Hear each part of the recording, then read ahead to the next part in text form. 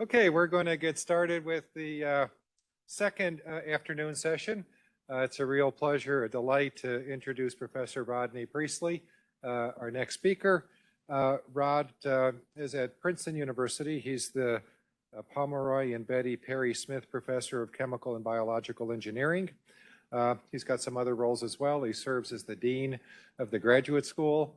Prior to that is the Vice Dean for Innovation.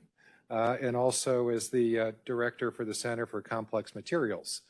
Rod started his training at Texas Tech in chemical engineering, came to Northwestern and earned his PhD. Go Cats, we're supposed to say that. And there you go, that's pretty good. And then a postdoc in Paris before getting started at Princeton. His work is really broadly geared towards engineering structure and properties in thin films, colloids, and nano composites, a number of areas in polymer and soft matter materials. And his work has been recognized with a pretty full suite of awards, many Young Investigator Awards, but also the American Physical Society Dillon Medal. He was a World Economic Forum Young Global Scientist, and of course, Camille Dreyfus Teacher Scholar. And so we're thrilled to hear about your work. You're going to speak, though, on a interesting topic of supporting university innovation and entrepreneurship.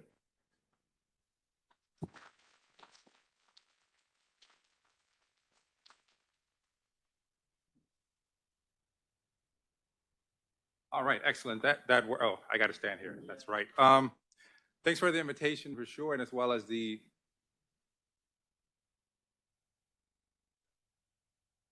one here. No, this is fine. This is fine. I'll stand here. And the introduction as well. I was really delighted to be here. It's been an outstanding day of presentations, and I've learned something from each and every one of them, including from the very first one this morning from Andy. He says, when your colleagues ask you to take on a service role, you say yes. I've had the pleasure of doing that twice. In 2020, the Dean for Research at Princeton, Pablo De Benedetti, asked me to serve in the role as the inaugural Vice Dean for Innovation at Princeton, and I did that for 2.5 years. It was a lot of fun. And then this summer, our president, Chris Eisgruber, asked me to step in and become the Dean of the Graduate School. I also said yes to that, so I did take Andy's advice. But the one thing I will say is I think you only say yes if you can continue to do research. At the point in which you have to say yes and they say no to research, then I think you really have to think about it. And so I really enjoyed his presentation because he showed that you can be a teacher scholar as well as an administrator and continue to do research at a very high level. I really enjoyed that. You know, David's talk, it just let me know that there's really a lot for me to learn about quantum chemistry, for sure. But it's a very interesting topic because as Dean of the Graduate School at Princeton, we're having those conversations with a lot of our other peer institutions in terms of whether or not we should be creating a PhD program in quantum science and engineering as well. And then I really enjoyed Frank's talk because that's more connected to what I'm going to be talking about today. Most academics don't have the pleasure of spending 30 years in industry commercializing technologies and developing those business skills that he, I think, showed us in a very elegant manner in his presentation that has allowed him to be very successful at VCU.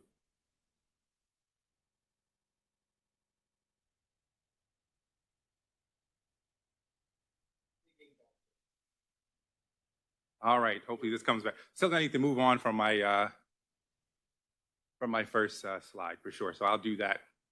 So, you know, when I took on this role as Vice Dean for Innovation a few years ago, I did that in part because I really enjoyed thinking about translating research. I didn't do that as an assistant professor. I'm happy to talk about that in the Q&A, but on the other side of tenure, my research group began to think about how we can exploit some of the fundamental things we were learning for applications. And I really got interested in this entire pipeline in terms of thinking about research, innovation, and entrepreneurship and participating in that entire pipeline. So that's what drove me to taking on that role as the inaugural Vice Dean for Innovation.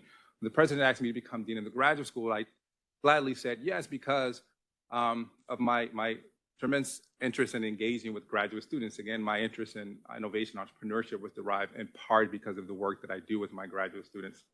in my lab. And so having the opportunity to serve the entire campus graduate community was something that I just couldn't pass up, but still motivates a lot of the things that I do today. But then also the question we were asking ourselves a few years ago at Princeton, and the question I was asking myself, and we were thinking about how can we enhance the university's reputation around innovation and entrepreneurship. And that's really asking the question, not only from the perspective of the faculty, but from the perspective of our students as well.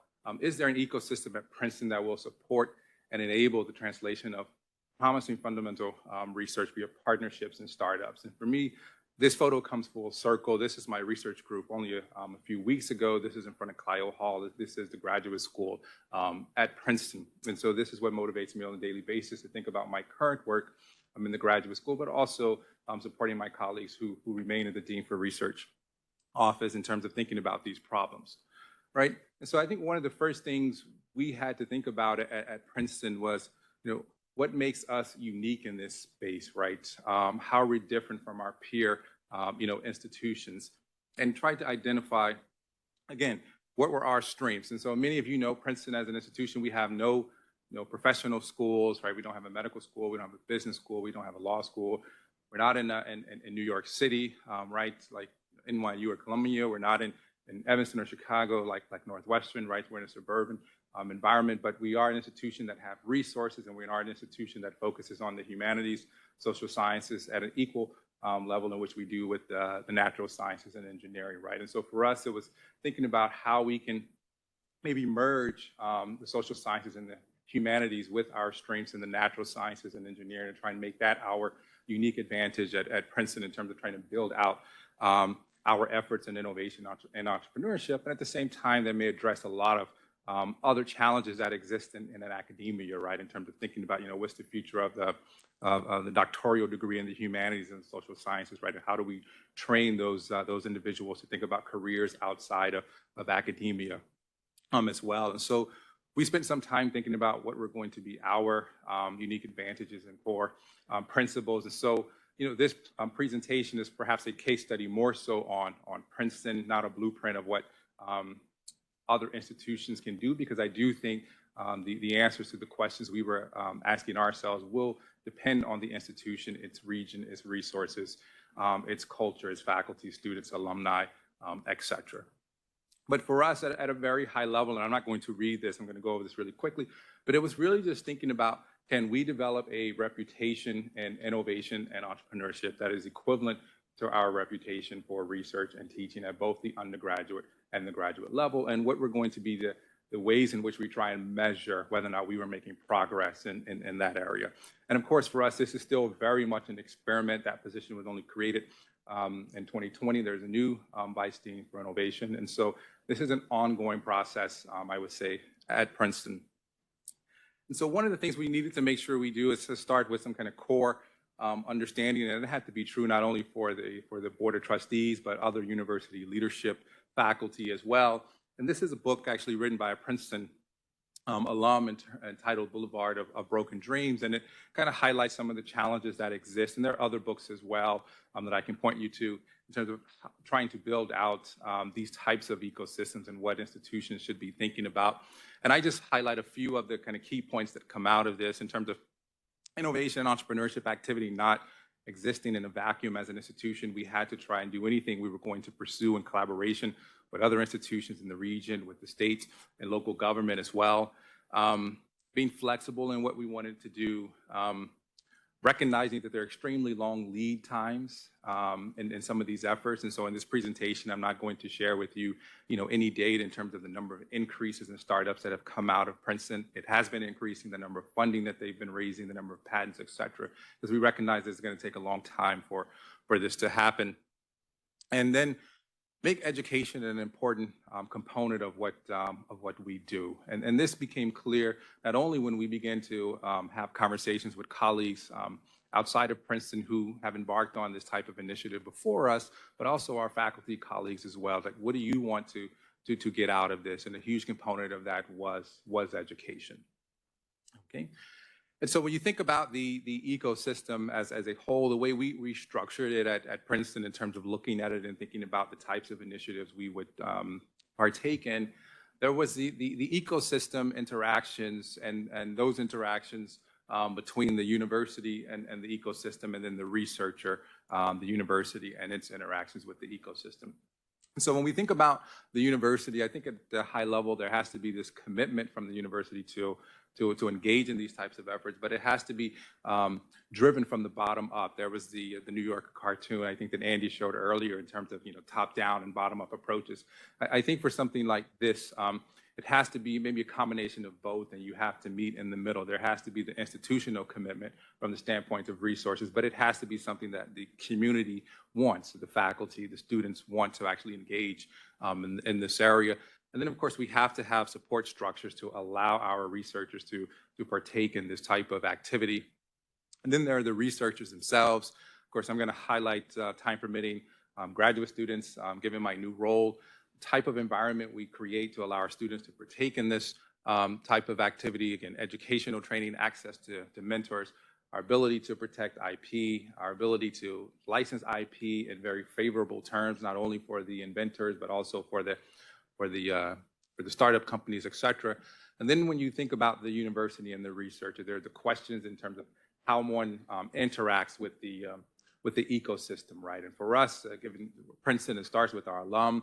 Actually, 25% of our alum end up as entrepreneurs at some point in time in their career. So they're really excited about this initiative, but also the government as well, the state of New Jersey, the city of Princeton are really excited about some of the things that we are trying to do in terms of opening our campus up more to this type of activity.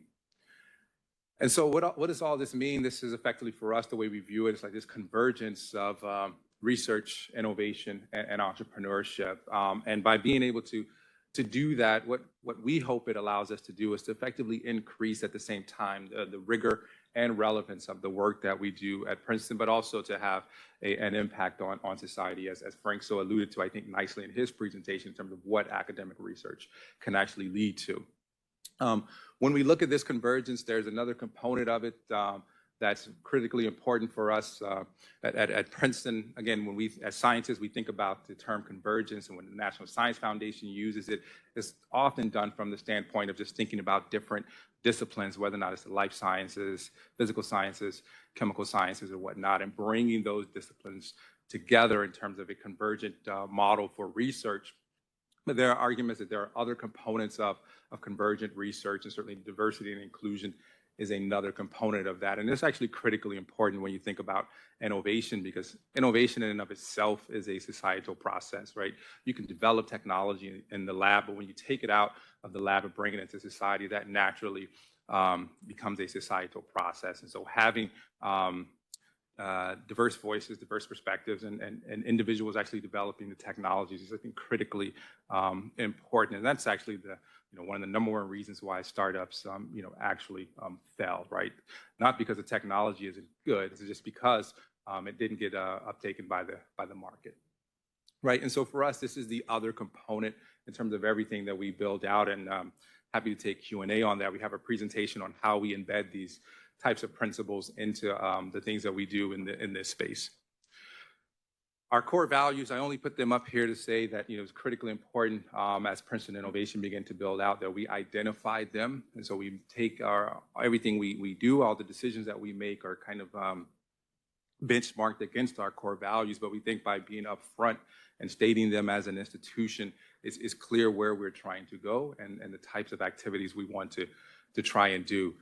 Our priorities, again, I won't belabor our long-term priorities here, but it's really to enable our faculty and researchers to translate their work into commercial or nonprofit ventures, and to do so by providing training and support. And as I alluded to earlier, for Princeton Innovation, this was equally supported not only from our colleagues in the humanities and social sciences, but also our faculty in the STEM disciplines as well. And so most of the initiatives we've created are open not only to for-profit startups, but also nonprofit ventures as well. Increase our openness, for sure, make sure that we are inviting as an institution to external partners. This presentation is more about startups and entrepreneurship, but at the same time, when we think about where problems lie and how we get access to those problems and innovation, a lot of that is driven by our our partnerships, and we want to make sure that as an institution, we are open to those types of engagements more so than what we've been in the past. Build a culture is perhaps not the best wording here. It is probably expanding our, I would say, culture of innovation and entrepreneurship at Princeton. And then lastly, to promote awareness. And so, again, I thank you all for giving me this opportunity here. And so this is a high-level view of what our ecosystem looks like today at Princeton in terms of innovation and entrepreneurship. The orange here are entities that exist in the Office of the Dean for Research. Everything else is outside of the Office of the Dean for Research. This is an overlay of an aerial view of campus. You can see here that we have recently developed off-campus innovation spaces, and so we have an incubator here about 3 miles away from campus that we built, and we've recently committed to building space in New Brunswick as well in partnership with Rutgers University, and we're thinking about other spaces, not only in Washington, D.C., but also in New York City. But I show this ecosystem map here to say one of the first things we had to do at Princeton was to kind of create a structure of somewhat kind of leadership and governance around innovation and entrepreneurship. So we created something called our innovation partners, here identified as kind of campus partners, that we would be able to come together on a semi-regularly basis to talk through the challenges and opportunities that existed to ensure that we weren't duplicating types of programs and initiatives across campus, and to make sure that as various units on campus, whether or not it was the School of Engineering or others, creating programs and opportunities around innovation and entrepreneurship, it was doing so in a manner where we were weaving together something that would allow our faculty and students to participate in. And so our efforts are structured in these 4 types of categories here: education and experiences, support for new ventures or startups, support for innovation, and then support for industry collaborations. And when you look at these 4 types of structures, we then can overlay with the units and teams that we have on Princeton's campus that provide some of these types of services and support.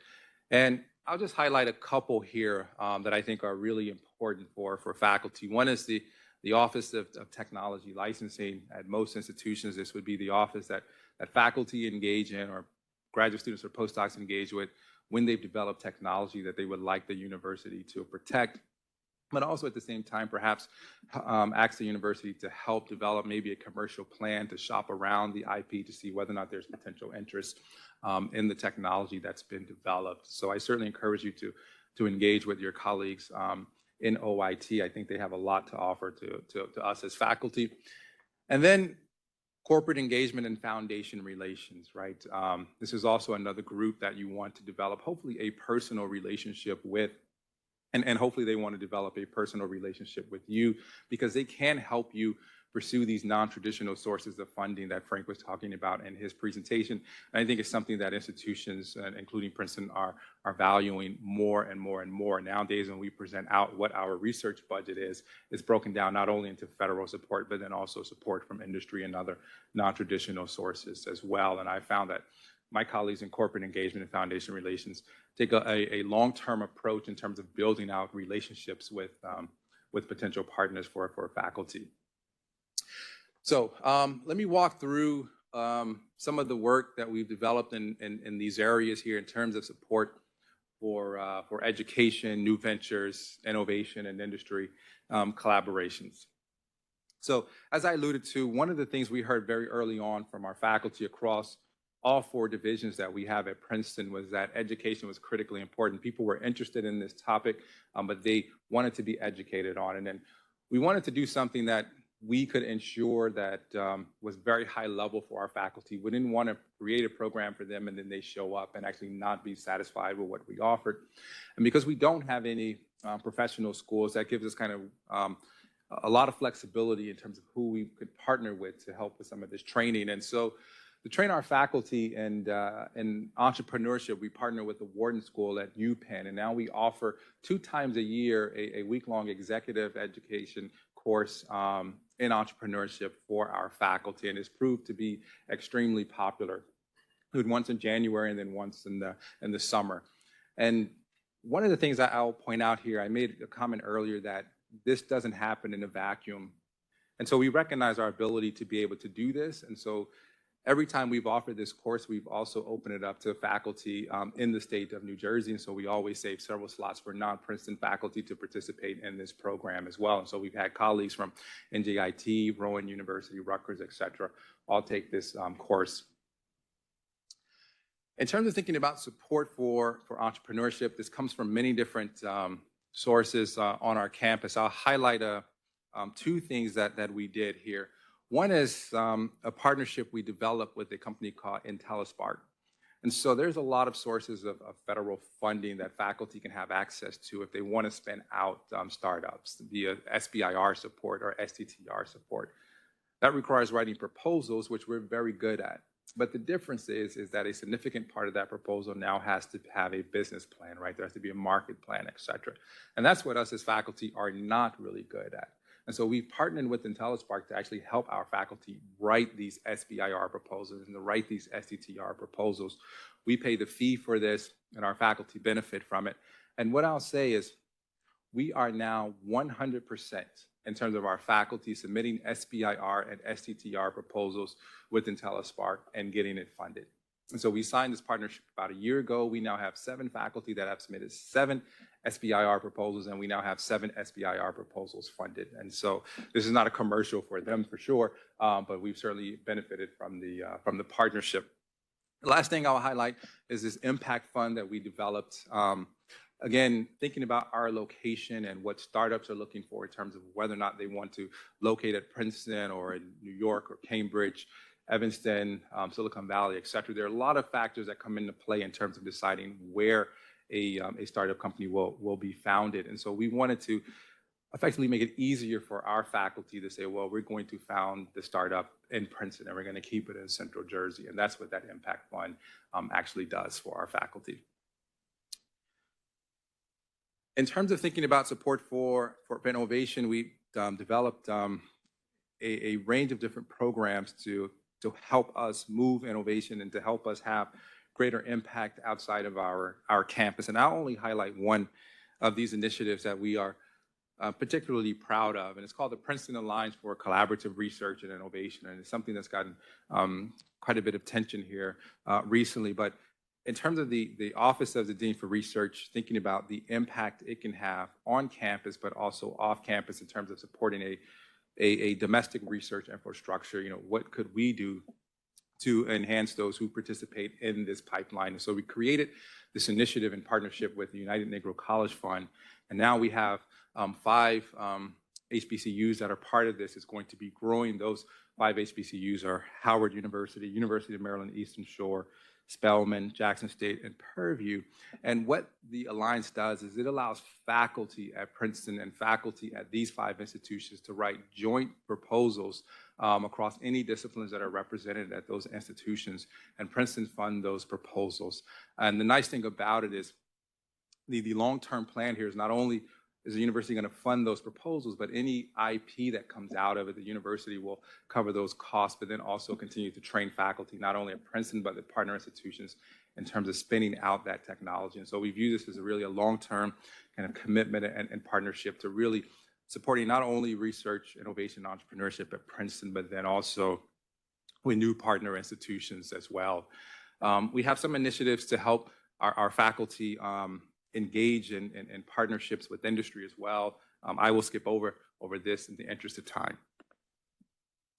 So now I want to take a step back and just think about, what is the academic innovation process? I've been talking about some of our kind of aspirational goals, our core values, and some programs that we've developed. But we should take a step back and say, well, what is the overall process for innovation in academia? And it varies. This is certainly by no means, definitive, but it's one that we've come up with in terms of thinking about the academic innovation process as it currently stands. And of course, everything starts with an idea that then goes on to research and hopefully discovery. And certainly in the current framework of academic institutions, you can disclose patents, publication. Again, we have offices of technology licensing that allow us to translate our technology either via licensing agreements, and then startups that are, of course, always have to be spent off campuses. Universities are not places where startups should actually be housed. So this is one way you can define the academic innovation process. You can then ask, well, what is the non-academic innovation process? What happens in industry? And perhaps this is something challenging to do for many of us who have not been in industry at all. But here's one way in which you can think about it. You go from idea to feasibility, straight to prototyping, testing, and then the business case. Maybe you move that up a little bit, design, then product, service, and then launch, right? And of course, I have, production, service, and launch in red, because those are things that just cannot happen at an academic institution, given what our missions are and what our status are. But there's nothing to say that the other things can't be done at an academic institution. And so you can ask yourself, well, what is a revised academic innovation process if you incorporate those components that you would find perhaps in an industry setting? And if you do that, this is what it would look like, right? After you have publication, if a faculty colleague is interested in continuing along these lines, you can now create structures that allow faculty and students to partake in feasibility, proof of concept work, testing, building out business and market cases, and then also doing design. These are all things that can still happen at a non-for-profit institution. And so if you look at this at a high level, then the question we begin to ask ourselves and are continuing to ask ourselves is, how are we helping our researchers to move along this type of trajectory? And the way we are doing that is with some of the programs I highlighted, like the IntelliSpark collaboration that we have that allow faculty to write small business grants, to be able to do some of the proof of concept feasibility tests, our training that allow faculty to have better understanding in this area, our involvement in the NSF I-Corps program that I'll mention later that allow researchers to determine whether or not there's in fact a market for the technology they develop. Mentorship, network building, critically important. Space, of course, you can't do these on campuses, and so building out spaces for faculty and students to engage in this work. And then funding as well is also very important. So I talked about expanding the culture. At Princeton, we've been working very heavily on that. A lot of that has to do with developing new ways in which our faculty and students can showcase the great work that they're doing. This is a plug. On November 3rd, we have our Engage 2022 conference, which is the university's Innovation and Entrepreneurship Conference. It will be virtual this year, so I will encourage you all to attend if you can. These are some of our new programs we developed as well. This has been very popular with our faculty. It's called Life Lectures in Faculty Entrepreneurship. We're trying to publicize more what we do at Princeton through publications that are specific to entrepreneurship or specific to innovation. And then lastly here, we developed this award, the Dean for Research Award for Distinguished Innovation. And before this award was developed, the faculty at Princeton could only win 2 internal university awards. One was the President's Award for Distinguished Teaching, to really showcase our commitment to teaching. And the other was the Graduate Mentoring Award, to showcase our commitment to mentoring students. And so this is now only the 3rd award that faculty across the entire campus can win. And we think this is a very strong message to our colleagues that innovation is extremely important at Princeton. I'll highlight two other programs that the university is really proud of, and I encourage you to visit these websites in terms of ensuring that as we develop out our efforts around innovation and entrepreneurship, we try and bring those on board who have been historically not participating in these activities. And so I'll highlight one, the start.princeton.edu. If you go to the start.princeton.edu, what you'll see is that is an entrepreneurial fellowship for recent PhD students. And so if you're a recent PhD student and you want to engage in entrepreneurship, and there's a faculty member at Princeton who has overlapping research or recently developed IP, this is a fellowship that's valued at $450,000. And so the fellows get 18 months of stipend, about $70K per year. and then they get access to all of our facilities and spaces on campus. And after those 18 months, they get $250,000 seed investment in their startup. And this is really geared towards trying to make sure that we enhance the diversity of those who participate in entrepreneurship.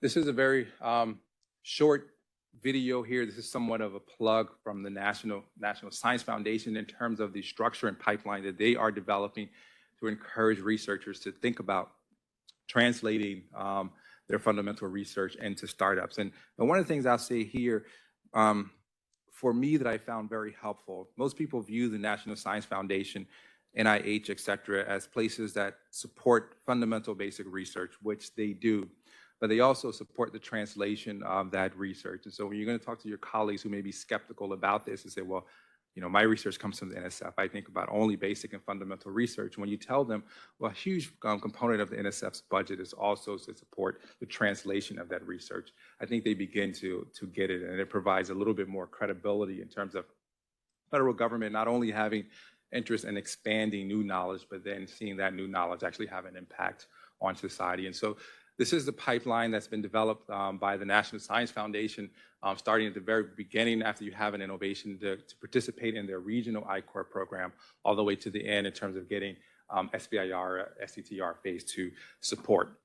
And I show this because we're really excited that Princeton is the lead institution for one of the now 10 announced NSF I-Corps hubs, along with these schools here, that we're really excited about.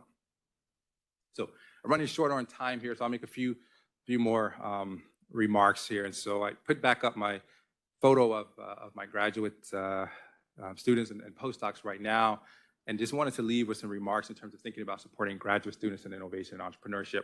A lot of discovery on universities' campuses occur because of graduate students. They're generally authors on patents. They're certainly authors on publications, et cetera. And so now in my new role, I say that they really are the core of driving a lot of what happens on universities' campuses around innovation and entrepreneurship.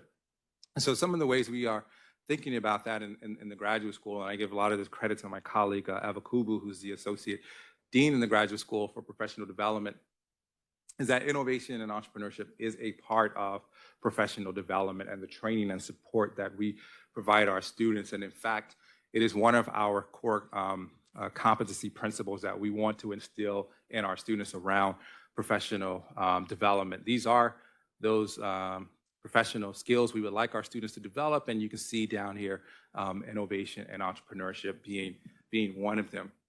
And a lot of that in and of itself is driven around education for our students in this space. We have several programs here. I highlight one here. This is our interdisciplinary learning cohort around venture capital and startups. You can read and see the types of activities that we go through in this course. We have some experiential programming as well. This is a partnership with VentureWell. This is a boot camp and entrepreneurship that we provide for our graduate students. But then again, this is another program that is open to graduate students in the state of New Jersey that we're excited about. We had a very nice talk this morning, again, around leadership. We offer a cohort training to our graduate students around inclusive leadership. We do think that is really important if you're thinking about spinning out ventures. And so that is the end of my presentation. This is my last slide here. And I show this as a last slide because I think it's critically important to drive home the point that it takes time for these things to show themselves with regards to impact on universities. If you look at, say, advanced materials type startups, which is the closest to chemistry here, you can see the time it typically takes to develop them, the amount of resources that's required. In terms of uncertainty, you see that they're both extremely high. And so to the extent that universities can help bring down this uncertainty, I think would be critically important. And so I think as an institution, we've convinced ourselves that we need to be patient and allow for this ecosystem to build, and it certainly will not happen overnight. And we have colleagues, not only the Dean for Research Office, the engineering school, et cetera, that are really moving this area forward. And so here I just provide the names of the folks in the Dean for Research Office, the new Vice Dean for Innovation, Craig Arnold, and his colleague, Christine Pelican, the Assistant Director of Innovation. Thank you.